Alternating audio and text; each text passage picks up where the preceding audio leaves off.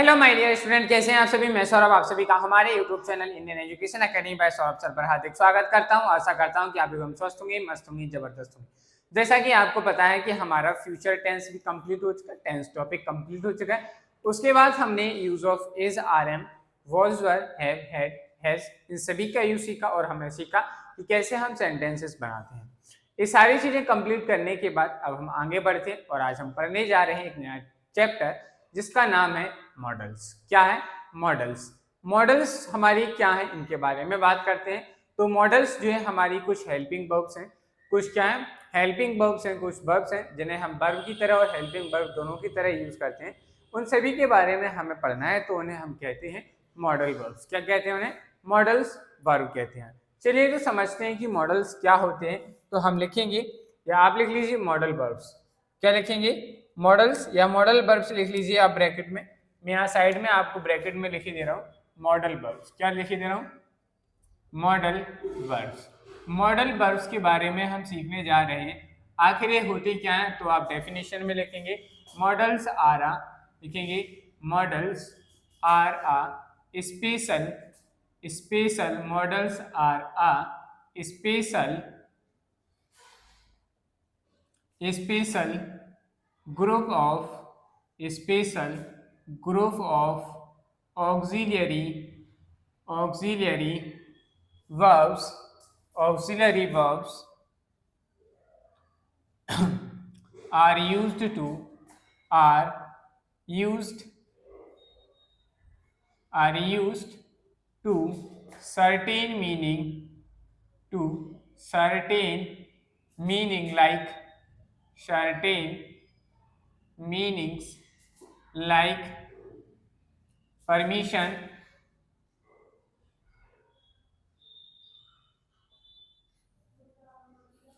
ability,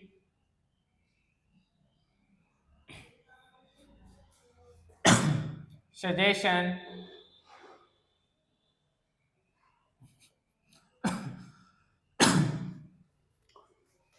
permission, ability, suggestion, prohibition, order, advice, etc। इन सभी चीजों को दिखाने के लिए जिन वर्ब्स को हम यूज करते हैं, जिन वर्ड्स को हम यूज करते हैं, उन्हें हम क्या कहते हैं? मॉडल्स कहते हैं। क्या कहते हैं भाई? मॉडल्स कहते हैं। चलिए भाई तो समझते हैं कि मॉडल्स कौन कौन से हैं। तो लिखेंगे हम यहाँ पर मॉडल्स आर। क्या लिखेंगे? नेक्स्ट आगे लिखेंगे मॉडल्स आर, मॉडल्स आर। कौन कौन से मॉडल्स हैं? तो हमारे जो पास जो मॉडल्स हैं वो क्या है? Will, shall, would, should, can, could, may, might,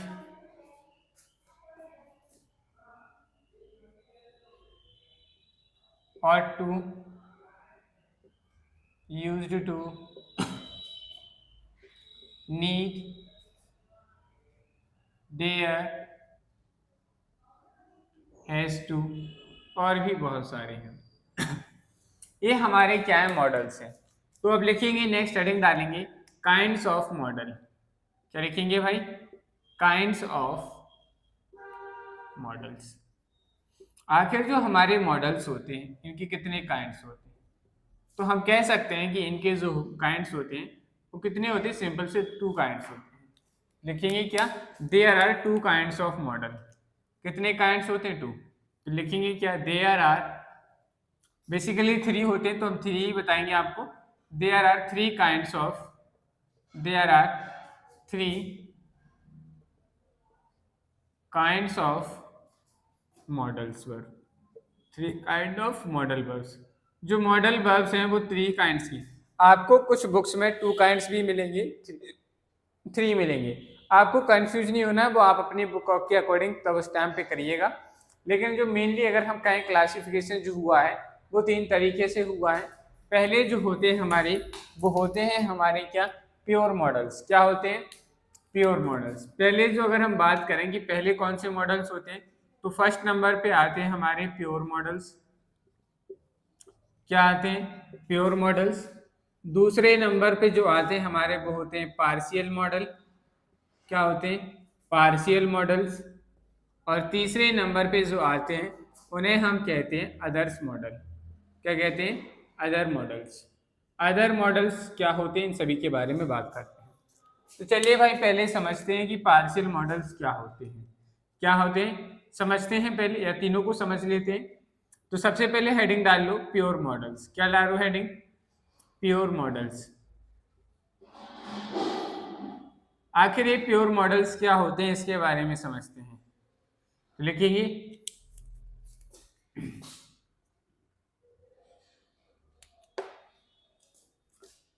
pure models, pure models are used are used as a helping verb, as a helping verb in the sentence। एक सेंटेंस में अगर आप क्या करते हैं, जो आपको मॉडल्स दिए गए हैं उन्हें आप हेल्पिंग वर्ब की तरह यूज करते हैं, तो वो हमारे प्योर मॉडल्स कहलाते हैं। क्या कहा भाई मैंने कहा ऐसे मॉडल्स जिन्हें आप सेंटेंस में हेल्पिंग वर्ब की तरह यूज करेंगे, उन्हें हम प्योर मॉडल्स कहते हैं। जैसे अगर हम बात करें कि प्योर मॉडल्स कौन कौन से हैं, तो एग्जाम्पल करके लिख लीजिए आप। इसी में प्योर मॉडल्स की बात करते हैं। आपने सुना होगा बिल को हमने अभी फ्यूचर टेंस में यूज किया था, सेल को भी हमने फ्यूचर टेंस में यूज किया था, वुड को भी हमने यूज नहीं किया अभी, शुड को भी हमने अभी यूज नहीं किया है। चलो कोई बात नहीं। कैन हुआ हमारा, कुड हुआ हमारा, मे हुआ हमारा, माइट हुआ हमारा। ठीक है, क्या हुआ? May, might, can, could, would, should, ought to हुआ हमारा। ये सारे के सारे क्या हैं, जितने आपके सामने लिखे गए, ये सारे के सारे हमारे क्या कहलाते हैं? प्योर मॉडल्स कहलाते हैं। क्या कहलाते हैं भाई? प्योर मॉडल्स कहलाते हैं। चलिए भाई अब नेक्स्ट बात करते हैं हम। नेक्स्ट हमारे जो आते हैं, वो आते हैं पार्शियल मॉडल्स। क्या आते हैं? Partial models. अब आप हमें बताइए कि ये पार्शियल मॉडल्स क्या होते हैं। तो देखिए भाई, पार्शियल का मतलब होता है आंशिक, मतलब कुछ ऐसा करें कुछ वैसा करें। तो लिखेंगे these models are used as a, लिखेंगे क्या लिखेंगे भाई? These models, these models are used these models are used as a helping verb, as a helping verb and and and as a main verb, as a main verb, as a main verb in a in the sentence। एक sentence के अंदर अगर models जो है हमारे किसका काम करेंगे, हेल्पिंग वर्ब भी बनते हो और वर्ब भी बनते हो, तो उन्हें हम क्या कहेंगे? उन्हें हम पार्शियल मॉडल्स कहेंगे। क्या कहेंगे? पार्शियल मॉडल कहेंगे। एक बार फिर से समझिए कि हमारे पार्शियल मॉडल्स ऐसे मॉडल्स होते हैं जिन्हें हम सेंटेंस में हेल्पिंग वर्ब भी बना सकते हैं और मेन वर्ब की तरह भी यूज कर सकते हैं। ऐसे ही मॉडल्स क्या कहलाते हैं? हमारे पार्शियल मॉडल्स कहलाते हैं। समझ में आई बात? अगर हम बात करेंगे सर ये पार्शियल मॉडल्स कौन कौन से होते हैं, तो लिख लीजिए एग्जाम्पल करके। पार्शियल मॉडल्स जो होते हैं हमारे, जैसे हुआ हमने अभी कहा यूज्ड टू। क्या कहा? यूज्ड टू हुआ हमारा। जैसे हमने कहा नीड हुआ हमारा। नीड के बाद अगर हम कहें कि डेयर, ये मात्र तीन मात्र ऐसे मॉडल्स हैं जिन्हें हम हेल्पिंग वर्ब और मेन वर्ब दोनों की तरह यूज करते हैं। समझ में आई बात कि नहीं भाई? आप कहेंगे सर बिल्कुल आ गई। अब आप बताइए कि आपको नीचे दिख रहा है कि नहीं? यहाँ अगर दिख रहा है तो हम यहाँ पे फिर नेक्स्ट मॉडल्स के बारे में बताएं। चलिए भाई आप लोग पहले इतना नोट डाउन करिए, फिर हम आगे कंटिन्यू करते हैं। तो नेक्स्ट हम थर्ड काइंड्स के बारे में बात कर रहे थे। Other models. क्या लिखेंगे? नेक्स्ट हेडिंग हो जाएगी हमारी अदर मॉडल्स। अदर मॉडल्स क्या होते हैं इसके बारे में समझते हैं। तो सिमिलरली ये क्या होते हैं? Parts, it is a part of it is a part of partial model. Part of, जो हमारा पार्शियल मॉडल्स होते हैं उन्हीं का क्या है, ये एक पार्ट है, पार्ट ऑफ पार्शियल मॉडल्स। ठीक है, लिखेंगे इसके आगे, लिखेंगे क्या लिखेंगे, these models are used, similarly same है, कुछ अलग नहीं है, these models are used, these models are used as a helping verb, as a helping verb and a main verb and a main verb in the sentence।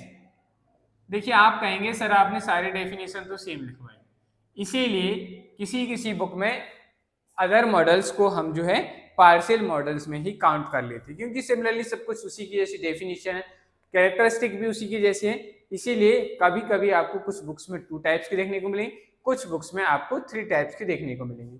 तो ये हमारे क्या होते हैं, मॉडल्स होते हैं। अगर हम बात करें कि इसमें जो अदर मॉडल्स होते हैं सर ये दिखने में कैसे होते हैं, तो जैसे मैंने लिखा has to, have to, has to, have to, would rather, क्या हुआ, वुड रादर हुआ, शुड बेटर हुआ, क्या हुआ, शुड बेटर हुआ,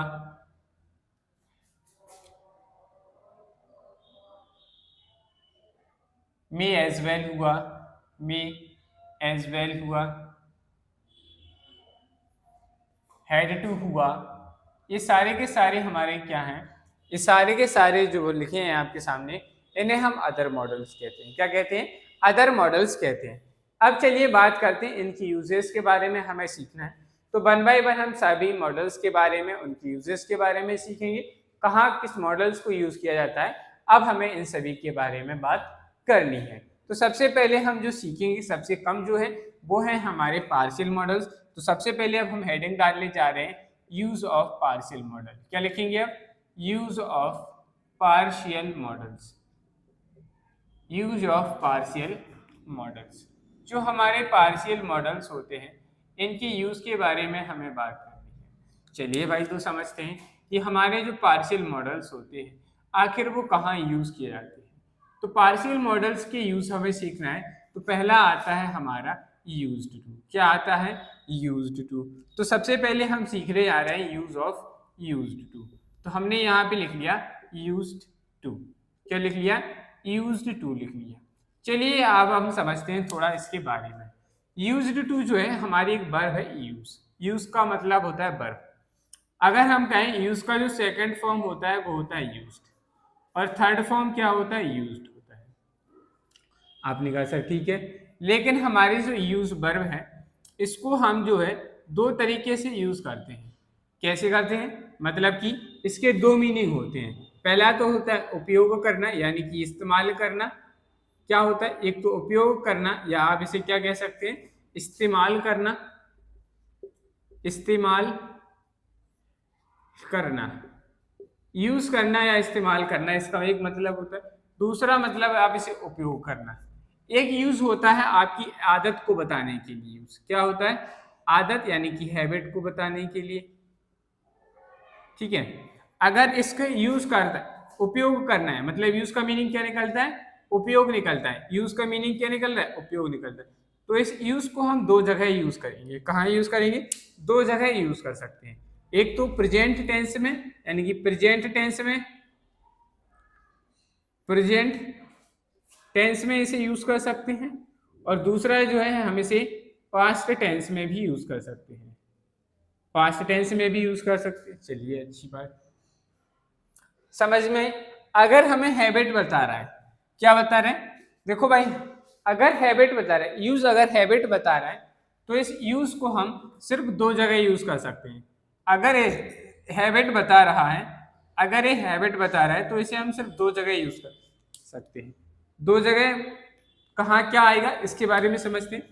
हैबिट बताने के लिए हमने देखा था present indefinite, present indefinite, present indefinite, present indefinite, और दूसरा जो होता है हमारा पास्ट इंडेफिनिट।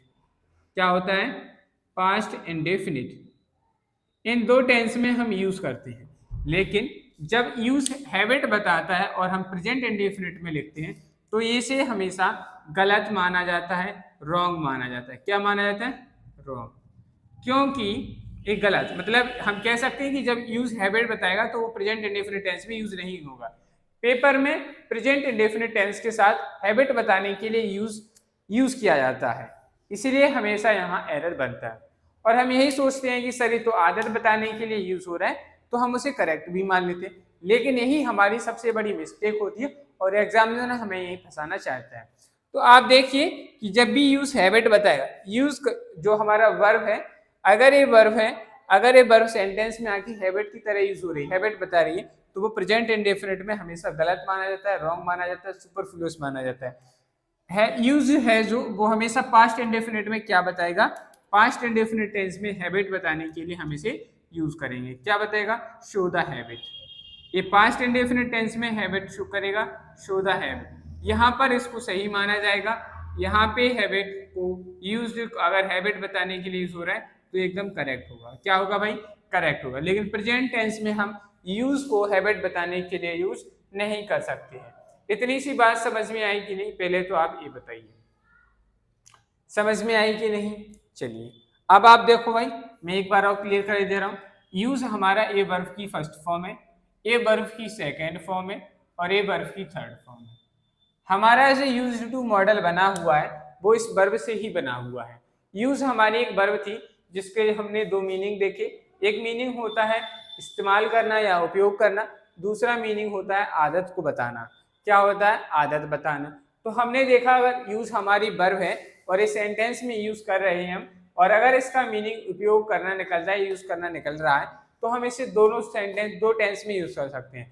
प्रेजेंट टेंस में यूज कर सकते हैं और पास्ट टेंस में यूज कर सकते हैं। आपने कहा सर ठीक बात है, लेकिन अगर वही यूज सेंटेंस में आदत का मीनिंग बता रहे हैं, यानी कि हैबिट को रिप्रेजेंट कर रहा है, तो हैबिट बताने के लिए हम प्रेजेंट इंडेफिनिट के साथ यूज कभी नहीं लिखेंगे, हमेशा गलत होता है। मतलब प्रेजेंट इंडेफिनिट टेंस में अगर आप यूज्ड टू यूज अगर हैबिट बताने के लिए यूज करते हैं तो वो गलत माना जाता है। क्यों माना जाता है इसको समझ लो। इसलिए माना जाता है कि present indefinite tense already daily activity, regular activities, आपकी हैबिट्स को बताने के लिए हम क्या यूज करते हैं? प्रेजेंट इंडेफिनिट यूज करते हैं। टेंस टॉपिक में मैंने बहुत अच्छे से पढ़ाया है। अगर आपको नहीं पता तो आप हमारा tense topic present tense, present indefinite tense पढ़िए, वहां आपको सब सीखने को मिल जाएगा। नेक्स्ट आता है हमारा आदत बताने के लिए past tense. Past indefinite tense में हम क्या करेंगे? यूज्ड या यूज्ड टू को हम हैबिट बताने के लिए वहां पे यूज कर सकते हैं। समझ में आई बात की नहीं? क्यों कर सकते हैं ये भी समझिए। पास्ट इंडेफिनिट टेंस जो हमारी हैबिट को बताता है, लेकिन एक बार की हैबिट को बताता है, और ये भी बताता है कि आपकी जो हैबिट थी वो पास्ट टाइम में थी, प्रेजेंट टाइम में नहीं है। हो सकता है हो या नहीं हो, बात अलग है, डिपेंड करता है कि कैसी क्या सिचुएशन है, उसके अकॉर्डिंग काम किया जाता है। लेकिन हम यही मानते हैं कि आपने पास्ट टाइम में जो हैबिट की, लेकिन अब वो आपकी हैबिट नहीं है। तो इस चीज को, पास्ट हैबिट को बताने के लिए हमें कुछ ना कुछ तो बताना पड़ेगा। हम कैसे मानेंगे कि आप पिछले समय में ऐसा करते थे, आपकी हैबिट थी? तो उस हैबिट को इंडिकेट कराने के लिए हम वहाँ यूज्ड टू यूज, हम वहाँ पे इस वर्ब को यूज करते हैं और वो हमारी हैबिट बताने के लिए यूज होता है। बताइए भाई, किसी को कोई दिक्कत समस्या है इतनी में?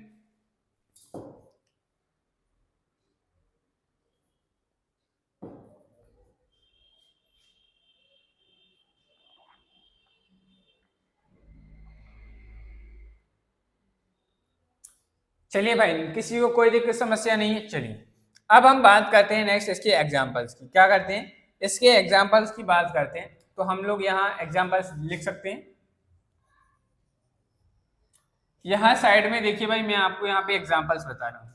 जैसे मैंने एग्जांपल में लिखा I used to talk to him, नहीं ऐसे नहीं लिखते हैं। आई यूज टू टेक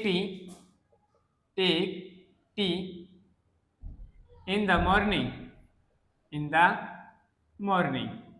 मैंने सेंटेंस लिखा I use to take tea in the morning. अब देखो भाई, प्रेजेंट टेंस कौन सा है पहले तो ये बताइए, प्रेजेंट में है कि पास्ट में? तो आपने लिखा I use to take tea in the morning. Sir जो कुछ भी लिखा है इसके बेसिस पे हमने पढ़ा सेंटेंस को, तो सर हमें एक कंक्लूजन निकला कि सर ये जो टेंस है ये हमारा प्रेजेंट टेंस है। किस टेंस में? प्रेजेंट टेंस में है। अब प्रेजेंट टेंस में भी है, लेकिन प्रेजेंट टेंस में कौन सा टेंस है? प्रेजेंट टेंस में हमने 4 तरीके के टेंस पढ़े थे। तो आपने कहा सर वर्ब सब्जेक्ट हमारा आई है। क्या है? सब्जेक्ट आई है। आई के अकॉर्डिंग जो है हमारा यहाँ वर्ब की फर्स्ट फॉर्म आई। आई हमारा सब्जेक्ट है और इस सब्जेक्ट के अकॉर्डिंग ये यूज आया है, ये वर्ब की फर्स्ट फॉर्म है और ये टू यहाँ, फिर इसके बाद दूसरी वर्ब। चलो भाई ठीक है, यहाँ ए भी वर्ब की फर्स्ट फॉर्म है, टेक भी वर्ब की फर्स्ट फॉर्म है। अगर ए वर्ब है, ए भी वर्ब है और हम आदत बता रहे हैं वर्ब की फर्स्ट फॉर्म में, तो प्रेजेंट इंडेफिनिट टेंस में अफर्मेटिव सेंटेंस में सब्जेक्ट के साथ वर्ब की फर्स्ट फॉर्म आती है। पढ़ा था कि नहीं भाई? पढ़ा था। तो यहाँ इसके अकॉर्डिंग वर्ब की फर्स्ट फॉर्म आई। आखिर क्यों? मैं यूज करता था सुबह चाय पीना, मैं सुबह चाय पीना यूज करता था, मेरी आदत थी, मेरी आदत है मैं सुबह चाय पिया करता हूँ, मेरी आदत है मैं सुबह चाय पिया करता हूँ, मैं सुबह चाय पिया करता हूँ, मैं सुबह चाय पीता हूँ। कैसे कहोगे? मैं सुबह चाय पिया करता हूँ, ऐसे कहोगे आप अपनी आदत बताने की? नहीं, आप यही कहेंगे मैं सुबह चाय पीता हूँ। आपसे कोई पूछेगा आप चाय पीते हो, आप कहेंगे हाँ मैं सुबह चाय पीता हूँ। तो ये आपकी हैबिट है, मैं सुबह चाय पीता हूँ ऐसा कह सकते हैं। मैं सुबह चाय पिया करता हूँ ऐसा कहना गलत है। किया करता हूँ का मतलब क्या? अभी नहीं पीते हो, पीते हो ना, तो पिया करता हूँ इस सेंस ले जा रहा है कि आप पास्ट में बताने जा रहे हैं। तो यहाँ यूज टू को यूज करना हमारे लिए सुपरफ्लुअस बन रहा है। क्या बन रहा है? सुपरफ्लुअस बन रहा है। और यहाँ यूज टू हमें जरूरत नहीं है, क्योंकि हम प्रेजेंट इंडेफिनिट टेंस में अपनी डेली हैबिट्स को बताते हैं, इसलिए हमारा यहाँ पे क्या है, ये यूज टू क्या माना जाएगा? यूज टू गलत माना जाएगा। यानी कि क्या है? ये हमारा गलत है, रॉन्ग है, सुपरफ्लुअस कह दीजिए आप, कुछ भी कहें, लेकिन ये गलती है। अगर आपसे कहा जाता है इसका करेक्ट फॉर्म क्या बनता, आपसे पूछा जाता कि इसका सही इंप्रूवमेंट कीजिए, तो हम क्या लिखते? तो हम लिखते आई टेक टी। इस यूज टू को टर्मिनेट कर देंगे, फिर I take tea in the morning. मैं सुबह क्या करता हूँ? मैं सुबह चाय पीता हूँ। समझ में आई बात की नहीं? ओ भाई बताओ समझ में आई कि नहीं? समझ में आ गया ना? ठीक है। I take tea in the morning, मैं सुबह चाय पीता हूँ, मैं सुबह चाय पीता हूँ, मैं सुबह चाय पीता हूँ। अगर इसी बात सेंटेंस को हम हिंदी में लिखते तो मैं सुबह चाय पीता हूँ। जैसे अगर मैं बात करूँ, मैं एक हिंदी में सेंटेंस लिख रहा हूँ, जिससे कि आपको थोड़ा आइडिया लगे कि हम क्या कहना चाह रहे हैं, ना वरना हिंदी मीडियम वाले समझ ही ना पाए। मैंने लिखा मैं सुबह अखबार पढ़ता हूँ,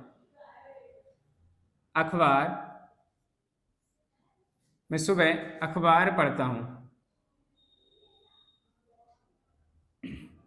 तो ये आपकी हैबिट है। और देखो भाई टेंस कौन सा बनना है? प्रेजेंट इंडेफिनिट बनना है, था, थी, तू, हूँ, तो लिखा है, तो लिखा आई हमारा सब्जेक्ट है, लेकिन प्रेजेंट इंडेफिनिट टेंस में आई हमारा प्लूरल काउंट होता है, तो इसके अकॉर्डिंग क्या आना चाहिए? Read. I read the newspaper. अब भाई आप न्यूज़पेपर पढ़ते हैं, कोई पर्टिकुलर न्यूज़पेपर तो पढ़ते होंगे, ऐसा तो है नहीं कि कोई सा भी न्यूज़पेपर, पर्टिकुलर न्यूज़पेपर। तो I read the newspaper, I read the newspaper. कब पढ़ते हो? सुबह। मैं सुबह अखबार पढ़ता हूँ, इन द मॉर्निंग। सुबह मैं अखबार पढ़ता हूँ, मैं सुबह अखबार पढ़ता हूँ इन द मॉर्निंग। तो इस तरीके से हम हैबिट बताते हैं, तो हम इस तरीके से सेंटेंस बनाएंगे।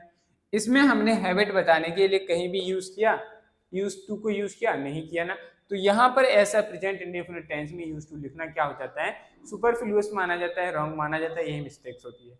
अब आपको जब पेपर में एग्जाम में सेंटेंस आए, उस सेंटेंस को ध्यान से पढ़ना है और समझना है कि अगर इसमें हैबिट बताई जा रही है या नहीं बताई जा रही। अगर हैबिट नहीं बताई जा रही तो आप यूज को एज अ वर्ब आप यूज कर सकते हैं, वर्ब कर सकते हैं, एज अ वर्ब आप यूज कर सकते हैं। अगर वो हैबिट बता रहा है सेंटेंस, तो वहां यूज टू को यूज करना गलत माना जाएगा। इतनी सी बात समझ में आ गई कि नहीं? अब देखिए मैं थोड़ा एक और एग्जाम्पल से, सिमिलरली इसी से मिलता जुलता है, लेकिन आपको थोड़ा समझना है कि कैसे अलग हो रहा है। अब मैंने यहाँ लिखा आई यूज्ड टू। देखिए भाई मैंने क्या लिखा? I used to take tea in the morning, take tea in the morning.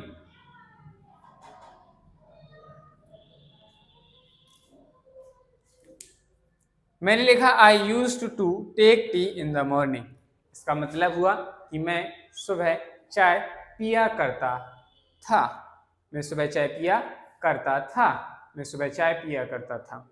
जब भी हम इस तरीके के सेंटेंस यूज करते हैं, क्या यूज करते हैं, इस तरीके के सेंटेंस यूज करते हैं, तो हमें उनको में हैबिट को बताने के लिए, उनमें हमारी क्या हैबिट है, तो उस हैबिट को बताने के लिए हमें वहां पे यूज टू को वहां पर यूज करना पड़ेगा। क्या करना पड़ेगा, यूज टू को ही यूज करना पड़ेगा। अब हमने यहाँ यूज टू यूज की है, तो ये वर्ब की सेकंड फॉर्म है। क्या है, वर्ब की सेकंड फॉर्म की तरह ट्रीट हुई, क्योंकि हमने पढ़ा था कि पास्ट इंडेफिनिट टेंस में वर्ब का सेकंड फॉर्म आता है अफर्मेटिव सेंटेंस में। तो ये कैसा फॉर्म है, वर्ब का सेकंड फॉर्म है। मैं चाय पिया करता था। अब थोड़ा इसको समझते हैं, हिंदी में बनाने की कोशिश करते हैं। जैसे मैंने लिखा, मैं सुबह चाय पिया करता था। मैं सुबह चाय पिया करता था। मैं सुबह चाय पिया करता था, मतलब आप अपनी आदत बता रहे हैं। भाई आप आदत बता रहे हैं ना, तो आदत बता रहे हैं तो पास्ट इंडेफिनिट टेंस में हमें आदत बताने के लिए ही यूज्ड टू को यूज करना है, अगर हम अफर्मेटिव में लिखेंगे तो मैंने लिखा आई। क्या लिखा, आई। पिया करता था, ठीक है, मतलब चाय लेने की आदत थी उसे, तो हम ऐसा नहीं लिखेंगे ड्रिंक। ड्रिंक, अच्छा ये बताओ, चाय को ड्रिंक किया जाता है कि टेक किया जाता है? बताइए भाई, चाय को आप ड्रिंक करेंगे कि, चाय की चुस्कियां हम पीते हैं, हैबिट्स होती है, जब हैबिट्स होती है तो वहाँ हम टेक यूज करते हैं, ना कि ड्रिंक यूज करते हैं। मैं सुबह दूध पीता था, I take a milk in the morning, I take a milk glass of milk in the evening, in the night. मैं रात में एक गिलास दूध पीता था, लेता था, ठीक है, तो टेक यूज करते हैं वहाँ पे, हम वहाँ ड्रिंक यूज नहीं करेंगे। I drink a 1 glass of water in the night, ठीक है, ऐसा नहीं। तो टेक जो होता है ये हैबिट्स को बताने के लिए, हम जब भी कोई हमारी हैबिट होती है तो वहां पे हम वर्ब की तरह टेक लेते हैं। तो लिखा मैंने I take tea, take tea ले देते, लेकिन हैबिट बताना है तो वहां आपको यूज टू यूज करना पड़ेगा। तो हम लिखेंगे I use to take tea, take tea in the morning, take tea in the morning. तब जाके हमारा जो है सेंटेंस इस तरीके से बना हुआ है। समझ में आई कि नहीं बात? तो अब आदत है आपको उसको बताने के लिए हमने यहाँ पे क्या किया, यूज टू को यूज किया और हमारा सेंटेंस क्या हो गया, बनकर कंप्लीट हो गया। बताइए इतने में किसी को कोई दिक्कत समस्या नहीं है ना? तो चलिए पहले आप लोग नोट डाउन करेंगे, फिर हम इसको आगे कंटिन्यू करते हैं। चलिए भाई, तो हम नेक्स्ट आगे कॉन्सेप्ट की ओर बढ़ते हैं और समझते हैं कि आखिर हमने क्या कंक्लूजन निकाला पिछले स्लाइड में। तो कॉन्सेप्ट कहता है हमारा कि हमने दो वर्ड यूज किए थे। एक तो हमने वर्ड यूज किया था यूज टू, दूसरा हमने एक वर्ड यूज किया यूज्ड टू, और तीसरा जो है वर्ब की थर्ड फॉर्म आती है यूज्ड टू। ये तीन चीजें थी। यूज्ड टू अगर हम बात करें तो इसे हम प्रेजेंट टेंस में यूज नहीं करते हैं, तो लिखेंगे do not used, do not use, do not use to show the habit, do not use to show the habit, to show the habit in present, in present indefinite tense, in present indefinite tense। Present indefinite tense में हम habit बताने के लिए use to use नहीं करते हैं। Use to already past tense को बताता है, तो हम लिखेंगे it is used to show, it is used to show the past habit, it is used to show the past habit, past habit in past indefinite tense, in past indefinite tense. तो past indefinite tense में past habit को बताने के लिए हम used to को use करेंगे। यहाँ ये जो वर्ब का थर्ड फॉर्म है ये हेल्पिंग वर्ब नहीं बनती है। Do not use, do not use as a helping verb, as a helping verb in a sentence, helping verb in a sentence. कोई भी सेंटेंस होगा उसमें हम यूज्ड टू को एज अ हेल्पिंग वर्ब की तरह यूज नहीं कर पाएंगे। चलिए कैसे बात करते हैं, तो एक बार फिर से लिखेंगे, हम यूज्ड टू के बारे में समझते हैं कि आखिर ये यूज्ड टू इतना इम्पोर्टेंट क्यों है। इससे बहुत ज़्यादा क्वेश्चन बनते हैं भाई। यूज्ड टू हमारा, हम टेंस में 4 तरीके के सेंटेंस पढ़ते हैं। कितने पढ़ते हैं? 3 तरीके के सेंटेंस होते हैं। एक तो होता है हमारा अफर्मेटिव। क्या होता है? अफर्मेटिव। दूसरा होता है हमारा नेगेटिव। क्या होता है? Negative sentence. और तीसरा जो होता है वो होता है इंटेरोगेटिव। और चौथा जो होता है, अगर इंटेरोगेटिव और नेगेटिव दोनों मिलके आ जाएं, इंटेरोगेटिव प्लस नेगेटिव, अगर ऐसे दोनों केस आएंगे तो क्या सिचुएशन बनेगी? तो देखिए भाई, हमारा अगर प्रेजेंट इंडेफिनिट प्रेजेंट टेंस आएगा, affirmative sentence used to helping verb नहीं बनती है। क्या है? इन दिस सेंटेंस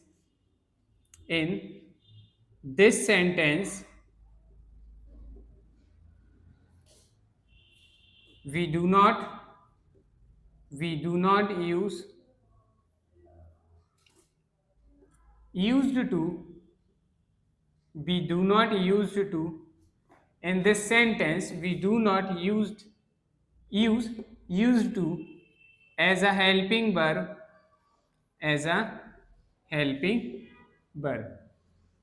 अगर हम पास्ट इंडेफिनिट टेंस में भी अगर इसे यूज करेंगे, यूज टू यहां लिखे दे रहा हूं मैं, past indefinite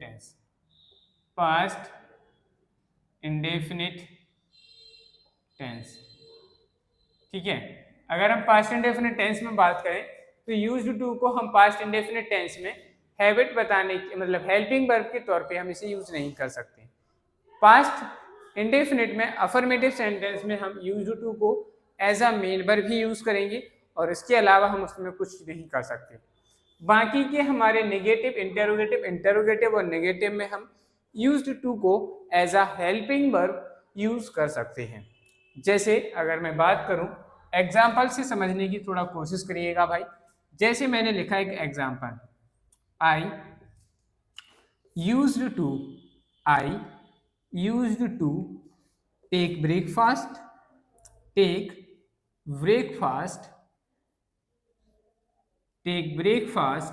in the morning। इसका मतलब हुआ कि मैं सुबह के समय पे क्या किया करता था? ब्रेकफास्ट किया करता था। ये मेरी पास्ट हैबिट। तो हम चाह के भी कभी यूज्ड टू को, क्योंकि वर्ब की सेकंड फॉर्म ही आती है, क्यों? पास्ट इंडेफिनिट टेंस में, अफर्मेटिव सेंटेंस में सिर्फ और सिर्फ वर्ब की सेकंड फॉर्म आती है। हेल्पिंग वर्ब का तो कोई काम ही नहीं है, तो यहाँ यूज्ड टू को एज अ वर्ब की तरह ही यूज करेंगे। किसकी तरह यूज करेंगे? वर्ब की तरह ही यूज करेंगे। अब यहाँ जो यूज्ड टू लिखा है, क्या लिखा है? Used to. अगर ये यूज्ड टू यहाँ वर्ब है तभी ये सही है। अगर आप चाहें तो इसकी जगह में एक सेंटेंस, इसका जस्ट नीचे लिखता हूँ। यहाँ पे देखिएगा भाई, थोड़ा नीचे मैं लिख रहा हूँ, आई यूज्ड टू, ये मान लीजिए मैंने लिखा वर्ब हो गई, हेल्पिंग वर्ब हो गई। I used to take tea in the morning.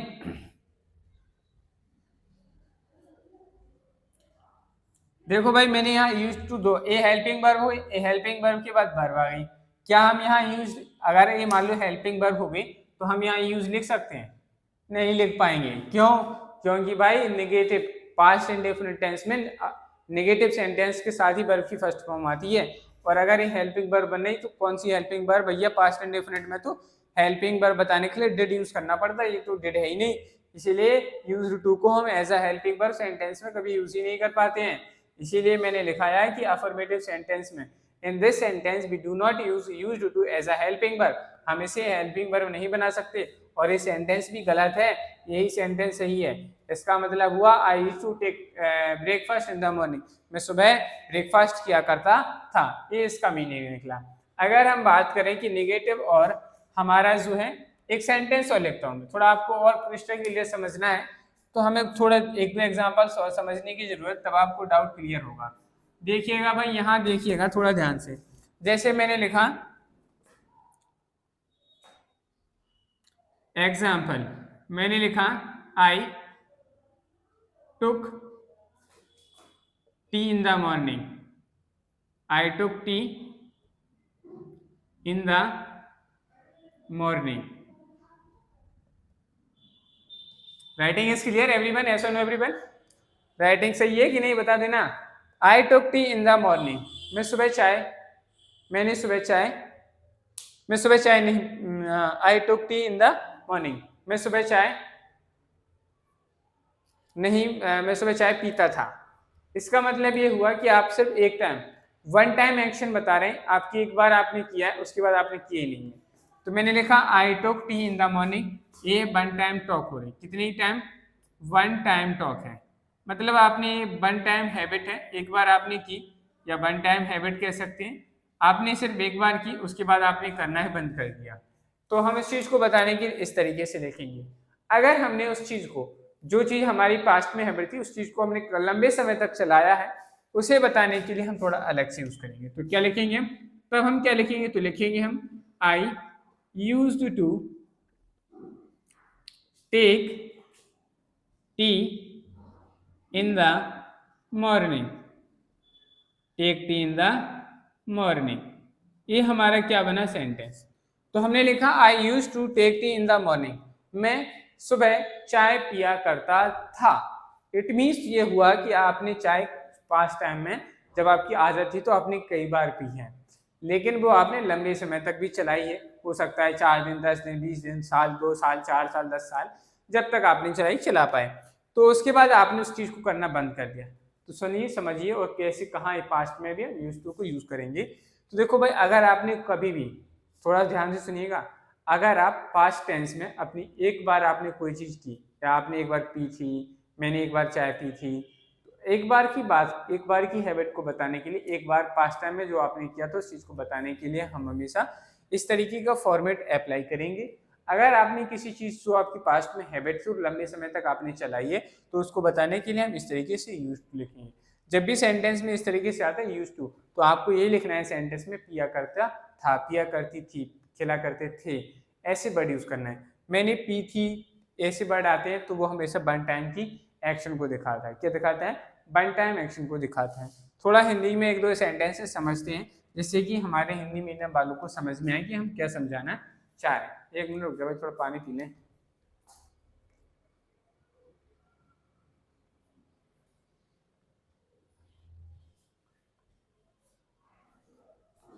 देखो,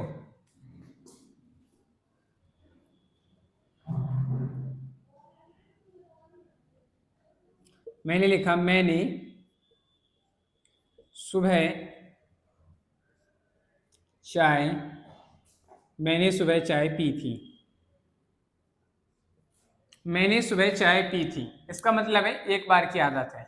ठीक है, मैंने सुबह चाय पी थी, तो हम लिखेंगे आई took tea in the morning, मैंने सुबह चाय पी थी।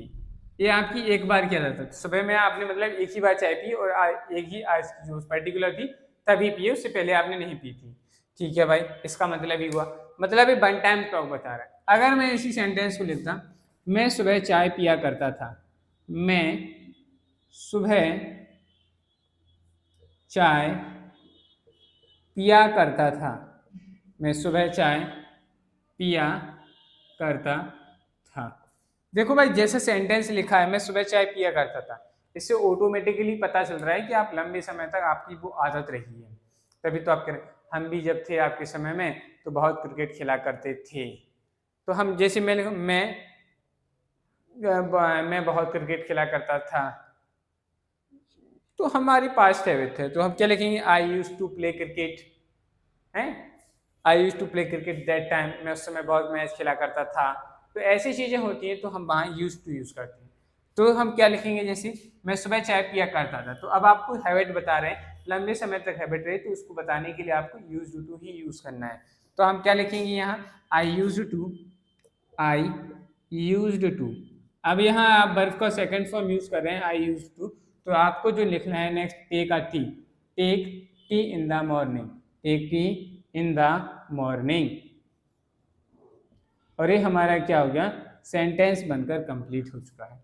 बताओ भाई इसमें कोई दिक्कत समस्या, समझ में आ गया कि नहीं? अगर समझ में आ गया है तो फटाफट से नोट डाउन करिए, फिर हम आगे इसको कंटिन्यू करते हैं। तो हम सीखते हैं नेक्स्ट कॉन्सेप्ट है। नेक्स्ट कॉन्सेप्ट हमारा क्या है उसके बारे में समझते हैं। तो देखो भाई, सब्जेक्ट आता है, सब्जेक्ट के बाद जो है हमारा वर्ड आएगा एक यूज टू। जब ये यूज टू आता है ये हेल्पिंग वर्ब बन जाता है। क्या बनता है, हेल्पिंग वर्ब की तरह ये काम करेगा सेंटेंस में। हेल्पिंग वर्ब आएगा, इसके बाद नॉट आता है, नॉट के बाद जो है वर्ब की, नॉट के बाद टू आता है, फिर इसके बाद वर्ब की फर्स्ट फॉर्म आएगी, फिर जो है इसके बाद ऑब्जेक्ट आ जाता है।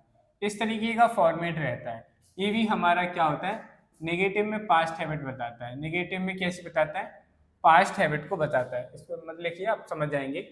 नेगेटिव में नेगेटिव सेंटेंस में पास्ट हैबिट को बताता है। तो मैंने ऐसा काम कभी नहीं किया था। जैसे अगर मैं बात करूं एग्जांपल्स की, तो मैंने लिखा I used not to take tea, मैं चाय नहीं पिया करता था।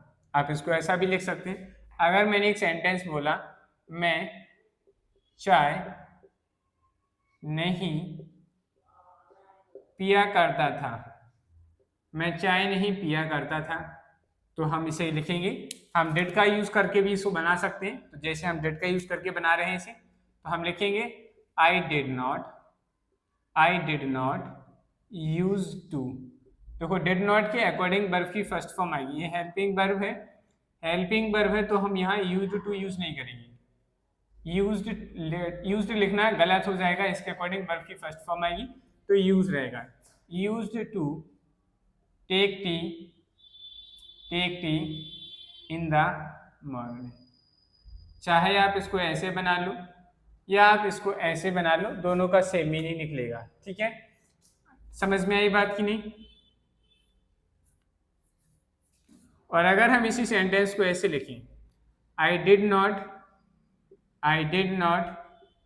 टेक टी, मैंने एक भी बार चाय नहीं पी थी। I did not take tea, इसका मतलब हुआ मैंने एक भी बार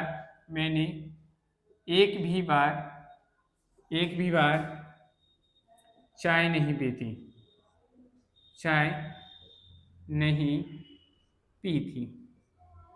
तो इस तरीके से हम क्या करते हैं, नेगेटिव सेंटेंस में यूज्ड टू को यहाँ हेल्पिंग वर्ब की तरह हमने यूज किया और सेंस वही रहेगा जैसा हम बताना चाहते हैं। समझ में आई बात? तो इस तरीके से हम क्या करेंगे, उसे यूज करेंगे। चलिए भाई, हम एक बात करते हैं नेक्स्ट कॉन्सेप्ट की। कॉन्सेप्ट बढ़िया भी है, महत्वपूर्ण है, इंपॉर्टेंट है। कॉन्सेप्ट कहता है कि हमारा यहाँ पे यूज्ड टू आएगा और पैसिव वॉइस यूज्ड टू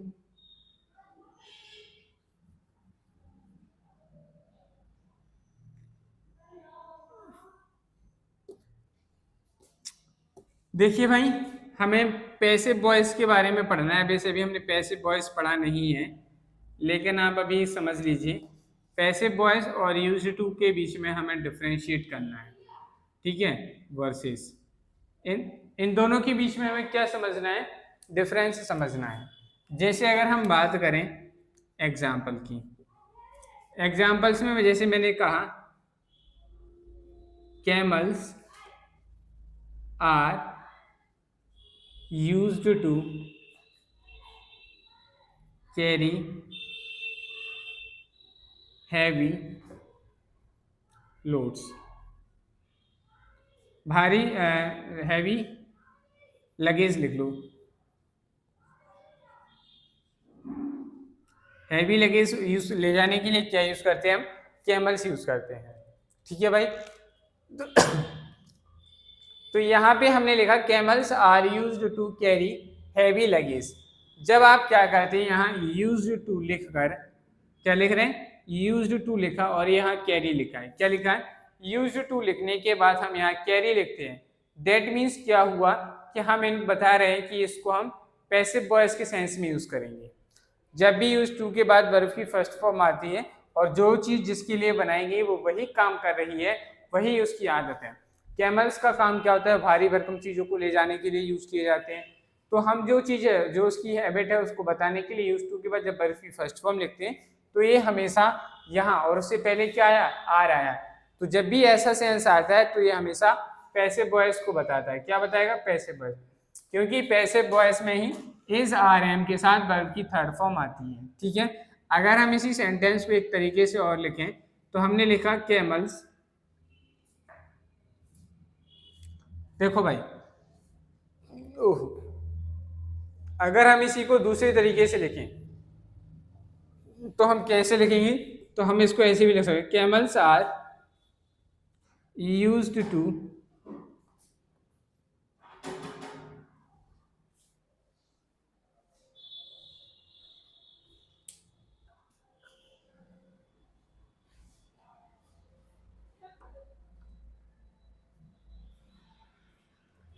क्या लिखेंगे भाई इसे, हम इसे लिख सकते हैं camels are used to carrying heavy luggage, heavy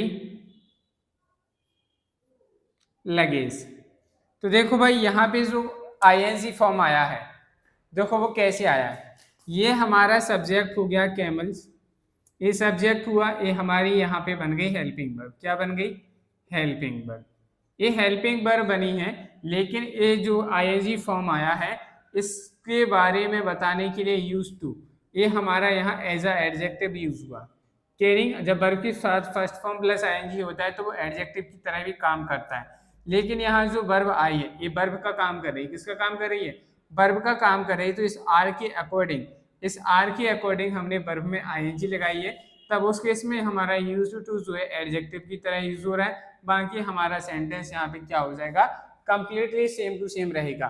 समझ में आई बात की नहीं। जैसे अगर हम बात करें next, mobile phone, mobile phone, mobile phone is used, mobile phone is used, mobile phone is used to call with each other, each other, एक दूसरे से बातचीत करने के लिए हम यूज करते हैं। तो मोबाइल की ये हैबिट्स हैं। तो यहाँ एज के बाद यूज टू प्लस वर्ब की first form I, that means यहाँ यूज टू को हमने एज अ किसकी तरह यूज किया, पैसिव वॉइस वर्ब है, ये वर्ब, ये मेन वर्ब है। तो इसके बाद हमने वर्ब लिखा, दैट मीन्स ये हमारा कैसा सेंस दे रहा है, ये सेंटेंस जो है वो पैसिव वॉइस में है। अगर हम इसी सेंटेंस को ऐसा लिख दें, क्या लिख दें, mobile phone is used, mobile phone is used, mobile phone is used to calling, to calling with each other, calling with each other. That means इसका मतलब ये हुआ कि अब हमारा यहाँ जो यूज टू यूज हुआ है इसको हम एज अ एडजेक्टिव यूज कर रहे हैं। किसकी तरह यूज कर रहे हैं, एज अ एडजेक्टिव हम यहाँ इस सेंटेंस में से यूज कर रहे हैं। समझ में आई बात। तो इस तरीके से हम क्या करते हैं, यूज टू को यहाँ पर यूज करते हैं। समझ में आई बात। चलो अब आप यहाँ थोड़ा देख लीजिए भाई, साइड में यहाँ दिख रहा है कि नहीं, देखो भाई यहाँ कर लेते हैं, हो जाएगा इतने में। तो देखो भाई हम नेक्स्ट यूज सीख रहे हैं, यूज ऑफ नीड। क्या आता है हमारे बाद, इसके बाद आता है हमारा यूज ऑफ नीड। क्या आता है, यूज ऑफ नीड। नीड को हम मेन वर्ब और हम हेल्पिंग वर्ब दोनों की तरह ही से यूज करते हैं। तो चलिए भाई हम समझते हैं पहले एग्जाम्पल्स की हेल्प से। जैसे हमने लिखा हमें किसी चीज की जरूरत है, तो हम क्या लिखते हैं, जैसे मैंने लिखा I do not need, I do not need this book, मुझे इस किताब की कोई जरूरत नहीं है, मुझे इस किताब की जरूरत नहीं है, जरूरत नहीं है। तो हमें क्या लिखने की जरूरत नहीं है। तो इस तरह के सेंस में हमने देखा कि यहाँ जो हमारा नीड हुआ है, नीड को हमने यहाँ वर्ब की तरह ट्रीट किया है। किसकी तरह ट्रीट किया? वर्ब। तो यहाँ डू हमारी क्या बन गई? हेल्पिंग वर्ब बन चुकी है। क्या बन चुकी है? Helping verb. और इससे पहले नॉट आया, नॉट की बात आई तो दैट मीन्स ये वर्ब ही है। अब यहाँ ये वर्ब की फर्स्ट फॉर्म की तरह हमने इसको सेंटेंस में यूज किया। क्या किया? यूज किया। जैसे मैंने लिखा, जैसे मैंने लिखा there is no need, there is no need to talk him. उससे बात करने की कोई ज़रूरत नहीं, वहाँ उससे बात करने की कोई ज़रूरत नहीं है। तो यहाँ जो हमारी इज है, इसके अकॉर्डिंग यहाँ जो नीड आया ये वर्ब की तरह यूज हुआ है। ये टू हमारा पार्टिसिपल है, यानी कि आप कह सकते हैं प्रीपोजिशन की तरह यूज हो रहा है, प्रीपोजिशन की तरह यूज हो रहा है, जिससे क्या हुआ इसके बाद हमने दूसरी वर्ब ऐड हमने यहाँ पे करा दी। तो इस चीज़ में बताने के लिए हमने यहाँ पे नीड को वर्ब की तरह यूज किया। अब हम बात करते हैं need as a modal verb. जब हम इसे मॉडल वर्ब की तरह यूज करते हैं, क्या करते हैं? मॉडल वर्ब की तरह यूज करते हैं, तो एक इस तरीके से यूज होगा। तो हम क्या देखिए फॉर्मेट बताते हैं, नेगेटिव सेंटेंस में भी यूज होता है ये। जैसे अगर हम बात करें एग्जाम्पल की, तो मैंने लिखा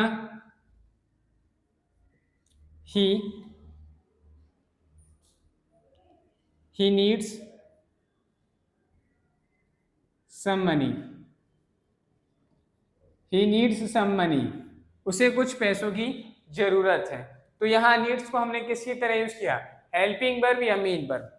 तो आपने देखा सर यहाँ ही के अकॉर्डिंग नीड्स आया है, तो यहाँ पे ये सर मेन वर्ब की तरह यूज हुई।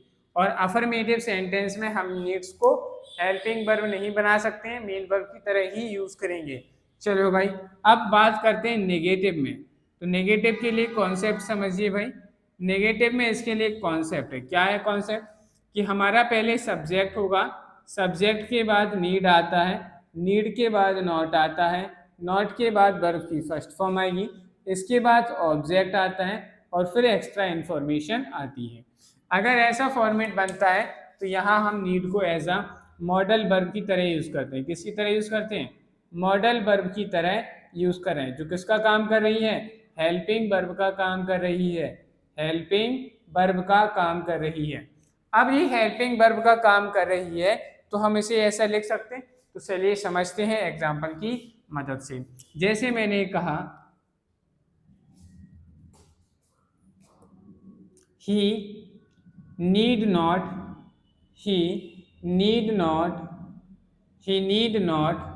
go outside he need not go outside। हमने क्या लिखा? he need not go outside। अब यहाँ पे हमने जो नीड को यूज किया है वो हमने किसकी तरह यूज किया? हमने उसे हेल्पिंग वर्ब की तरह यूज किया है। किसकी तरह यूज किया? हेल्पिंग वर्ब की तरह यूज किया है, जिसकी वजह से क्या हो गया? हमारा सेंटेंस करेक्ट का करेक्ट बन गया। समझ में आई बात? कोई दिक्कत समस्या? चलो भाई, अगर हम इसी में नेक्स्ट एग्जाम्पल की बात करें, क्या करें? नेक्स्ट एग्जाम्पल की बात करें तो हमने लिखा he need not solve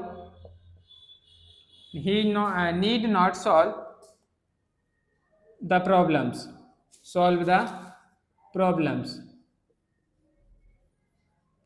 मतलब मैथ की कुछ समस्याएं थी, उनको सॉल्व करने की कोई जरूरत नहीं है। तो यहाँ हमने देख रहे हैं कि नीड को हम किसकी तरह यूज कर रहे हैं? हेल्पिंग वर्ब की तरह यूज कर रहे हैं। किसकी तरह यूज कर रहे हैं? हेल्पिंग वर्ब की तरह हम इसे यूज कर रहे हैं। चलो भाई, पहले आप इसे नोट डाउन करिए, फिर हम इसके बारे में थोड़ा आगे और डिस्कस करते हैं। चलिए नोट कर लीजिए। कॉन्सेप्ट की बात करते हैं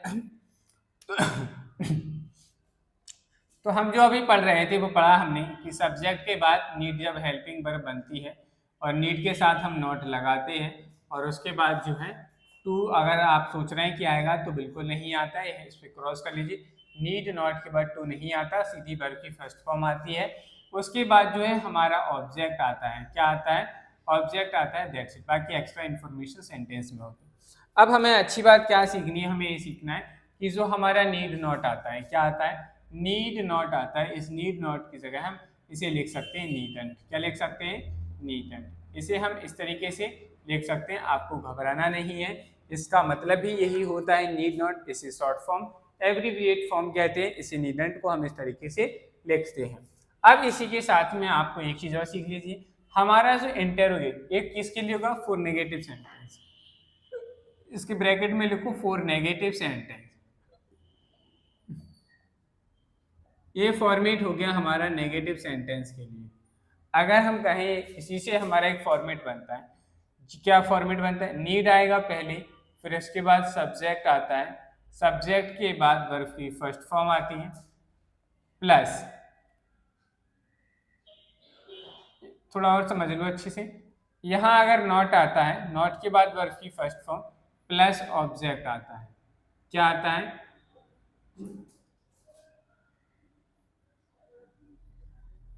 ऑब्जेक्ट आता है, ऑब्जेक्ट आता है। फिर इसके बाद हमारा लास्ट में क्या आएगा, क्वेश्चन मार्क। आप इसे इस तरीके से भी लिख सकते हैं। दूसरा क्या है, नेक्स्ट सेकंड नंबर, इसको हम ऐसे भी लिख सकते हैं, आप नीडंट पहले लिख सकते हैं, नीडंट, फिर इसके बाद सब्जेक्ट आएगा, फिर आपको नॉट लिखने की जरूरत नहीं, वर्ब की फर्स्ट फॉर्म लिखेंगे, और फिर उसके बाद हम डायरेक्ट ऑब्जेक्ट लिखेंगे, और लास्ट में क्या आएगा, क्वेश्चन मार्क आएगा।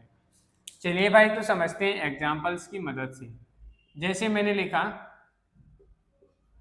Need you not go there, तुम्हें वहां जाने की कोई जरूरत, क्या जरूरत, तुम्हें वहां जाने की क्या जरूरत है, need you not go there.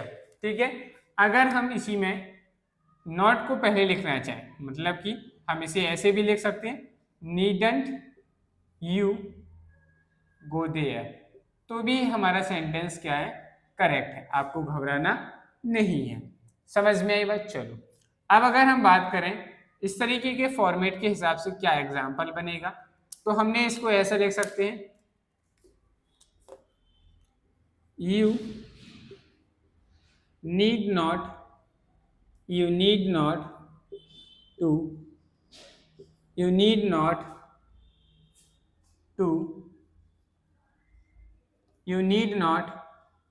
talk to him। हमने लिखा you need not talk to him। इसी बात को अगर हम एब्रीविएशन फॉर्म यूज करके ऐसे लिख सकते हैं, आप इसको ऐसे लिख सकते हैं, you needn't talk to him, ये हमारा सेंटेंस बन जाएगा। तो हम क्या करते हैं, इसको इस तरीके से भी हम इसको यूज कर सकते हैं। बताइए किसी को एक ही समस्या नहीं है ना। चलिए, वेरी गुड, समझ में आया कि नहीं। चलिए अब हम बात करते हैं नेक्स्ट जो आता है हमारा, वो क्या आता है, यूज ऑफ डेयर।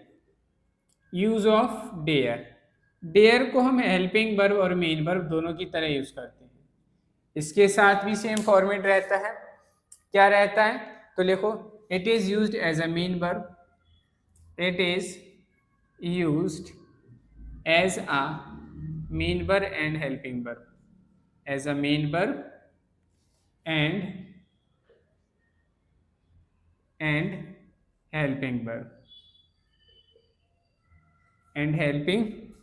वर्ब। चलो भाई, डेयर पहले समझते हैं। डेयर को हम dare as a main verb, जब डेयर मेन वर्ब बनता है तो किस तरीके से यूज होगा।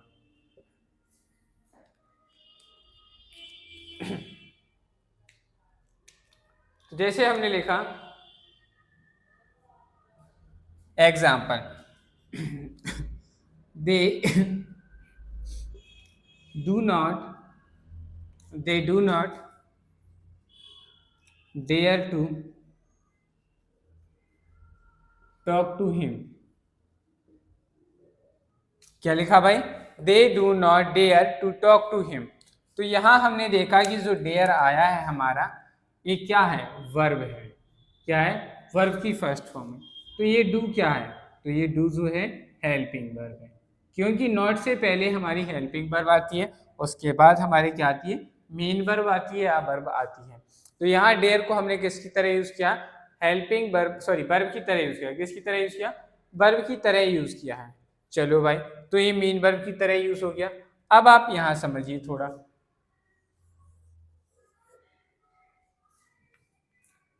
Next, dare as a modal helping verb, as a modal verb, as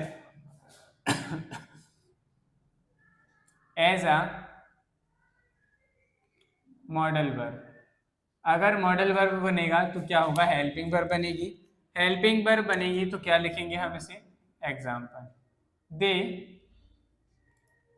dare they dare talk to him. तो आपको समझ लेना है कि क्या है, डेयर जो है यहाँ पे हेल्पिंग वर्ब बना हुआ है। क्या है, हेल्पिंग वर्ब बना हुआ है, तभी इसके बाद वर्ब की फर्स्ट फॉर्म आई।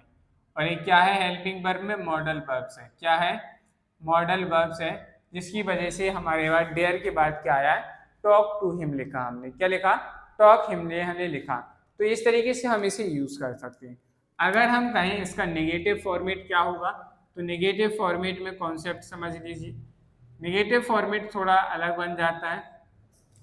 हम इसे लिख सकते हैं, सब्जेक्ट आएगा, सब्जेक्ट के बाद डेयर आएगा, डेयर के बाद नॉट आता है, नॉट के बाद वर्ब की फर्स्ट फॉर्म, इसके साथ टू नहीं आता है भाई, याद रखिएगा। फिर ऑब्जेक्ट आएगा, ठीक है। और ये हमारा डेयर की जगह आप इसे ऐसे भी लिख सकते हैं,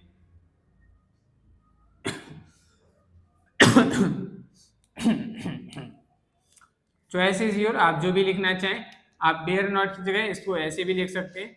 तो हमने जैसे एग्जाम्पल की बात करें, जैसे हम इसी एग्जाम्पल को लिख सकते हैं, दे डेयर